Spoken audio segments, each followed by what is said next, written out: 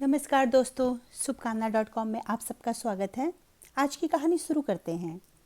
अपनी बेटी की फ़ोटो कलेजे से चिपका बिलाप कर रही थी ठकुराइन कौशल्या जी।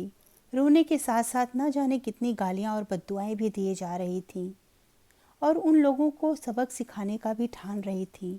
लेकिन काश ठकुराइन समय रहते कदम उठा लेती तो ऐसी नौबत ही क्यों आती।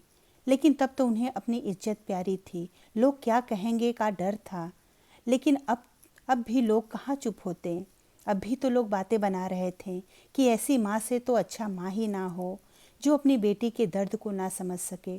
ठाकुर सम्राट अपनी पत्नी कौशल्या जी को अपनी 2 साल की बच्ची खुशी को सौंपकर इस दुनिया से एक कार एक्सीडेंट में चल बसे थे।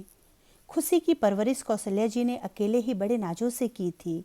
ठाकुर सम्राट की बहुत बड़ी संपत्ति और जमीन जायदाद थी जो अब ठकुराइन कौशल्या जी और खुशी की ही थी। अपनी बेटी को कभी किसी प्रकार की कमी नहीं होने दी। खुशी ने ग्रेजुएशन ही किया था कि कौशल्या जी को शादी की चिंता सताने लगी। परवरिश नाजों से की थी, लेकिन शादी बिना मर्जी के ऊंचा और रईस खानदान देखकर कर दी। खुशी तो आगे भी पढ़ना चाहती थी, लेकिन ठकुराइन को ना जाने कौन सा भूत सवार हो गया था शादी का। खूब दान दहेज भी दिया गया था। आखिर ठकुराइन के बाद सब कुछ खुशी का ही तो था। सुनने में आया था कि खुशी के ससुराल वाले बड़े खुले विचारों के थे, लेकिन अंदर की बात कौन जानता है। 3 दिन बाद पग फेरे के लिए आई खुशी के चेहरे पर कोई खुशी ना थी, लेकिन ठकुराइन जी जानने की कोशिश भी ना की। कुछ दिन तक तो खुशी चुपचाप सहती रही और माँ से कुछ ना कहा, लेकिन कोई कितना सहे। थक हार कर उसने माँ से कहना शुरू किया, माँ मुझे इस दलदल से निकाल लो।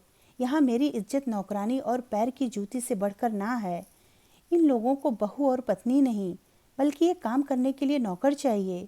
छोटी छोटी गलतियों पर मुझे खूब मारा पीटा जाता है, और तो और मुझे अपना बनाया खाना भी खाने को नहीं मिलता ठीक से।